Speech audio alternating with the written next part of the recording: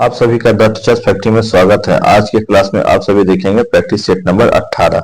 इससे पहले दोस्तों हमारा 1 से लेकर के 17 तक के प्रैक्टिस सेट आ चुके हैं। आप किन्हीं कारणों से अगर प्रैक्टिस सेट नंबर 1 से लेकर 17 में कोई अगर मिस कर चुके हैं तो उसे एक बार अवश्य देख लें, जिससे आपको काफी फायदा मिलेगा। आज के इस सेशन में आपको हिंदी और इंग्लिश के कुल 50 प्रश्न दिए जाएंगे।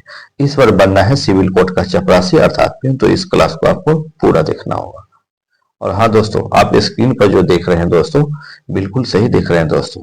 इस प्रैक्टिस सेट को पूरा देखो। सिविल कोड का चपरासी बनने से कोई नहीं रोक पाएगा आपको, पर शर्त है ईमानदारी से इस प्रैक्टिस सेट को आपको पूरा देखना होगा, तभी संभव है। हाँ, यहाँ पे आप एक चीज और देख रहे हैं कि प्रैक्टिस सेट नंबर जो यहाँ पर है कुछ दिया हुआ है, जैसे कि 3, 11, 14 और 15। ये प्रैक्टिस सेट काफी महत्वपूर्ण है। मुझे लगता है कि शायद आपने इसे स्किप कर दिया है या नहीं देख पाए हैं, तो एक बार जाकर के आप 3 नंबर, 11, 14 और 15 अवश्य देख लें, आपको काफी मदद मिलेगा इससे। और जो साथी अभी तक हमारे इस चैनल को सब्सक्राइब नहीं किए, कृपया सब्सक्राइब कर लें ताकि सीधे प्रैक्टिस सेट आप तक पहुंच सके। चलिए आज के पहले प्रश्न को देखिए। सामान्य हिंदी का प्रश्न है, यहां से प्रारंभ करते हैं। पहला प्रश्न है, उल्लास का पर्यायवाची शब्द आपको देना है। पर्यायवाची शब्द किसे कहते हैं? जो समान अर्थ वाला होता है। ए भय, बी आनंद, सी साहस, डी क्रोध। और आंसर है ऑप्शन नंबर बी यानी आनंद। दूसरा में दिया हुआ है मुहावरे है और उसका आपको अर्थ बताना है। और क्या है मुहावरा? आंखें चुराना। ए में दिया है प्यार होना, बी विमुख होना, सी नाराज होना और डी अनदेखा करना। और इसका सही आंसर है ऑप्शन नंबर डी यानी अनदेखा करना। प्रश्न नंबर 3, इसे ध्यान से देखिए। रिक्त स्थान की पूर्ति के लिए सबसे उपयुक्त शब्द का चयन करें। ठीक है, यानी सबसे उपयुक्त शब्द आपको चुनना है। किसके लिए? तो ये खाली स्थान के लिए। पहले वाक्य पढ़ लेते हैं। लिखता है थिएटर में कौन सा डैश खेला जा रहा है? ए खेल, बी नाटक, सी सिनेमा और डी पिक्चर। सही आंसर है ऑप्शन नंबर बी यानी नाटक। तो यहाँ पे आपको भरना है नाटक। चलिए प्रश्न नंबर है 4। दिए गए वाक्य किस भाग में त्रुटि है? त्रुटि का मतलब होता है गलती। चलिए पहले वाक्य को हम देखते हैं। आज हम बाजार चलेंगे। ए आज, बी चलेंगे, सी हम और डी बाजार। और इसका आंसर है ऑप्शन नंबर डी यानी बाजार। ये बाजार नहीं लिखा है बल्कि बाजार लिखा है, जो कि गलत है। चलिए आगे दिया हुआ है 5 नंबर प्रश्न है, काफी महत्वपूर्ण है सभी प्रश्न। निरर्थक का विलोम शब्द क्या होगा? निरर्थक का विलोम यानी उल्टा। ए समर्थक, बी सार्थक, सी सफल और डी रक्षक। आंसर है ऑप्शन नंबर बी यानी सार्थक। 5 के बाद सीधे हम लोग चलते हैं 6 नंबर प्रश्न की ओर।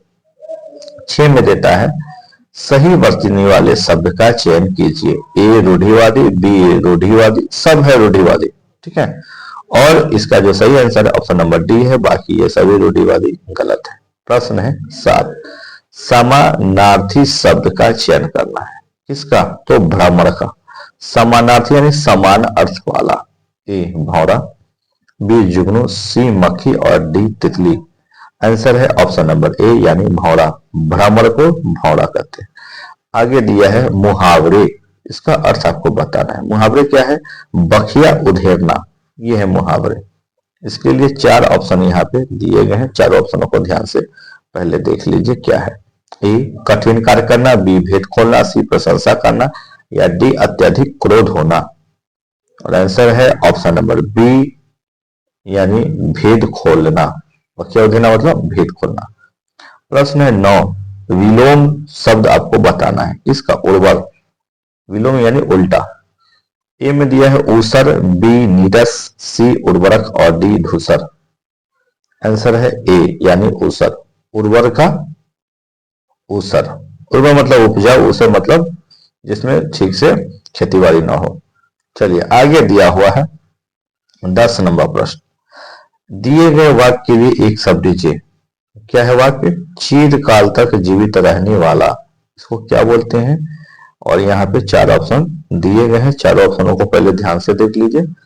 ठीक है, ए में दिया है चिरंजीवी, बी चिरंतन, सी परजीवी और डी परोपकारी। और आंसर है ऑप्शन नंबर ए चिरंजीवी। प्रश्न 10 के बाद सीधे 11 की ओर बढ़ते हैं। सभी प्रश्न काफी महत्वपूर्ण है, देखते चले। सही वर्तनी वाले शब्द का चयन कीजिए। 4 ऑप्शन दिए गए हैं और सही वर्तनी वाला जो शब्द है ऑप्शन नंबर बी पारिश्रमिक सही है, बाकी ये सब गलत। आगे है 12 जिसमें चेतना न हो, यह एक ठीक है वाक्यांश। इसमें इसके लिए आपको एक शब्द देना है। ए में चेतन, बी अचेतन, सी मूर्ख और डी चिरंतन। और आंसर है बी अचेतन। जिसमें चेतना न हो उसको अचेतन कहते हैं। प्रश्न 13 दिए गए वाक्यांश के लिए एक शब्द आपको बताना है। क्या है? जिस स्त्री को कोई संतान न हो सके, यह प्रश्न है। इसके लिए ए में दिया है अस्त्रैन, बी बंध्या, सी संतानहीन या डी अभागी। और इसका आंसर होगा ऑप्शन नंबर बी यानी बंध्या। ठीक है, चलते हैं 13 के बाद सीधे 14 नंबर प्रश्न को आप देखिए। 14 में है जो खाली स्थान है इसमें आपको भरना है। बूढ़ा आदमी अपने डैश से दुखी है। ए जवानी, बी बचपन, सी प्रशंसा और डी बुढ़ापे। और आंसर होगा डी बुढ़ापे। बूढ़ा आदमी बुढ़ापा से ही परेशान होगा ना, उसमें बहुत सारी समस्या होती है। चलिए प्रश्न है 15 दिए गए वाक्य का वह भाग ज्ञात करें जिसमें कोई त्रुटि है। हम जानते हैं कि परिश्रम का फल सदा ही मीठा होता है, ये है। और इसमें वो त्रुटि यानी गलती खोजना है कि गलती क्या है। तो आइए ऑप्शन देख लीजिए। ए सदा ही, बी परिश्रम का फल, सी मीठा ही होता है, सॉरी मीठा होती है, डी हम जानते हैं कि। और इसके लिए जो ऑप्शन दिए गए हैं और उसमें से जो आंसर है वो है ऑप्शन नंबर सी मीठा होती है। प्रश्न है 16 में दिया हुआ मुहावरे और आपको इसका अर्थ बताना है। अंधे के हाथ बटेर लगना, ए प्रयास के से कीमती वस्तु मिलना, बी अयोग्य होना, सी बिना प्रयास के कीमती वस्तु मिल जाना या डी सफल होना। और आंसर होगा ऑप्शन नंबर सी बिना प्रयास के कीमती वस्तु मिल जाना। 17 नंबर है दिए गए शब्द के पर्यायवाची शब्द का चयन करें। पर्यायवाची शब्द यानी समान अर्थ वाला, इसका एक स्पेशल वीडियो और मुहावरे का भी आया हुआ है। अगर आप नहीं देख पाए हैं तो एक बार जाके अवश्य देखिए, काफी मदद मिलेगा। और क्या है किसका? तो कुबेर का देना है। ए गिरिराज, बी महाराज, सी यमराज और डी यक्षराज। और 17 का आंसर होगा ऑप्शन नंबर डी यानी यक्षराज।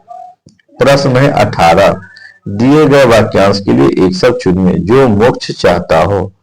उसके लिए ए में दिया है मुमुक्षु, बी मोक्षालु, सी मोक्ष प्रिय और डी अमोक्षीय।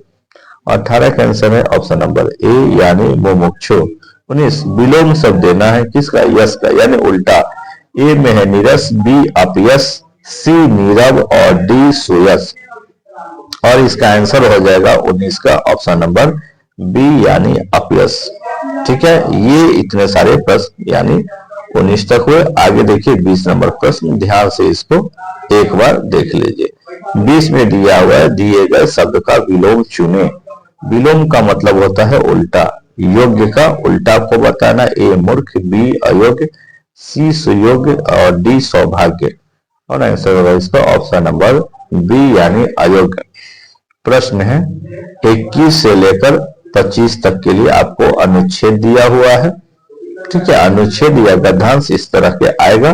तो इसके लिए आप एक बार देख लीजिए कि इसमें आपको क्या करना है। तो सबसे पहले इस अनुच्छेद को हम लोग पढ़ लेते हैं कि क्या लिखा है। अनुच्छेद में लिखता है आज अनेक भाषाओं में अनेक समाचार पत्र बाजार में उपलब्ध हैं। मनुष्य की डैश यानी 1 नंबर यहाँ पे खाली है, आपको दे दिया। फिर 1 नंबर जैसे यहाँ है इसका आंसर वहां डालना है। विशेषता है उसका डैश होना।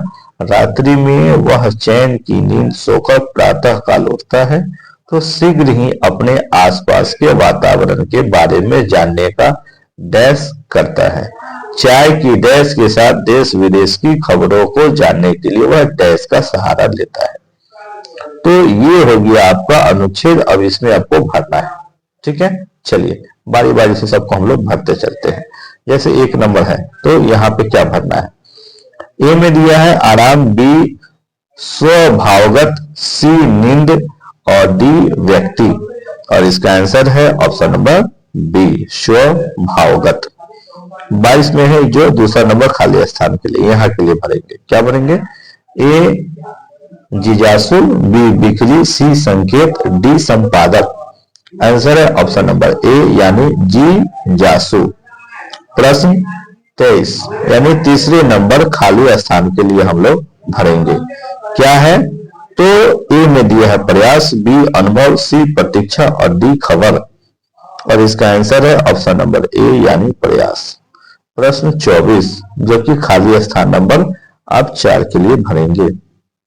क्या है? ए में कपड़ों, बी टुकड़ों, सी चुस्कियों और डी बर्तन। और 24 का आंसर होगा सी यानी चुस्कियों।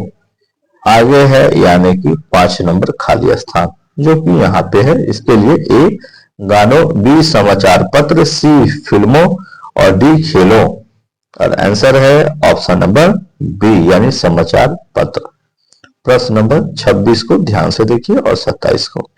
इसमें क्या कहता है कि सही वर्तनी वाले शब्द आपको बताना है, 4 में से एक सही है। 26 का आंसर बी सही है, बाकी सभी मौखिक गलत है। आगे दिया है मुहावरे है, उसका अर्थ बताना। मुहावरा क्या है? अंग अंग ढीला होना। इसके लिए 4 ऑप्शन है। ए अत्यधिक थक जाना, बी निराश होना, सी हार जाना, डी दुखी होना। और आंसर है इसका ऑप्शन नंबर ए यानी अत्यधिक थक जाना। दोस्तों आज मैं आपको सेशन में बताया हूं कि 3 नंबर प्रैक्टिस सेट, 11 नंबर, 14 और 15 अगर आप किसी कारणों से मिस कर चुके हैं तो उसे एक बार अवश्य देख लें, आपको काफी मदद मिलेगा। चलिए प्रश्न नंबर है 28। दिए गए वाक्यांश के लिए एक शब्द चुनिए। वाक्यांश क्या है? जो जन्म से अंधा हो। ए जन्मांध, बी कृपांध, सी अंधभक्त या डी दुष्टांध। और इसका आंसर है ऑप्शन नंबर ए यानी जन्मांध। जन्म से अंधा हो उसको जन्मांध कहते हैं। खाली स्थान है, इसमें आपको 4 ऑप्शन में से एक भरना है। तो वसंत पंचमी के दिन देवी से डैश की जाती है। ए प्रार्थना, बी आवाहन, सी पूजा या डी प्रसन्नता। आंसर होगा ए प्रार्थना। वसंत पंचमी के दिन देवी से प्रार्थना की जाती है। प्रश्न 30 आपको पर्यायवाची शब्द बताना है। किसका? अर्जुन का। ए धनंजय, बी शमशेर, सी गोविंद और डी जगदीश। और आंसर है इसका ऑप्शन नंबर डी यानी जगदीश। ठीक है दोस्तों। प्रश्न नंबर 30 के बाद 31 नंबर ध्यान से देखिए। 31 में क्या देता है इसे भी देखिए। निम्नलिखित में कौन विदेशज शब्द है? ए घर, बी चिड़िया, सी मशीन और डी मोर। और 31 का आंसर है ऑप्शन नंबर सी यानी मशीन। मशीन हमारे देश की भाषा नहीं है, विदेशज है। ठीक है, लेकिन प्राय बोलचाल में मशीन ही बोलता है। प्रश्न 32 निम्नलिखित में वान प्रत्यय किसमें है? ठीक है, ए गाड़ीवान, बी बागवान, सी कोचवान और डी धनवान। और आंसर है ऑप्शन नंबर डी यानी धनवान। आगे है आशीर्वाद का सही संधि विच्छेद क्या है? किसका? तो आशीर्वाद का आपको संधि विच्छेद बताना है। 4 ऑप्शन दिए गए हैं। सही आंसर ऑप्शन नंबर सी आशीष जोड़ वाद। प्रश्न 33 के बाद सीधे 34 की ओर हम लोग बढ़ते हैं। 34 में है उज्जवल। इसका आपको संधि विच्छेद करना है। 4 ऑप्शन दिए गए हैं और आंसर है इसका ऑप्शन नंबर डी उत्तजोड़ ज्वल। प्रश्न 35 देशाटन का समास बताना है। 4 ऑप्शन है। ए कर्मधारय, बी बहुव्रीहि, सी अव्ययी भाव और डी चतुर्थी तत्पुरुष। आंसर है ऑप्शन नंबर डी चतुर्थी तत्पुरुष। दोस्तों यहां तक अभी तक हिंदी के प्रश्न आप देख रहे थे। अब आगे आपको इंग्लिश के महत्वपूर्ण प्रश्न आपको दिखेंगे। इसे भी आपको कंटिन्यू करते चले तो आपको बिल्कुल आसान लगेगा। चलिए प्रश्न में है कि आपको साइनोनिम बताना है। किसका? तो सिमिलर का। और इसके लिए 4 ऑप्शन दिए गए हैं और इसका जो आंसर होगा 36 का ऑप्शन नंबर बी ए लाइक ये होगा।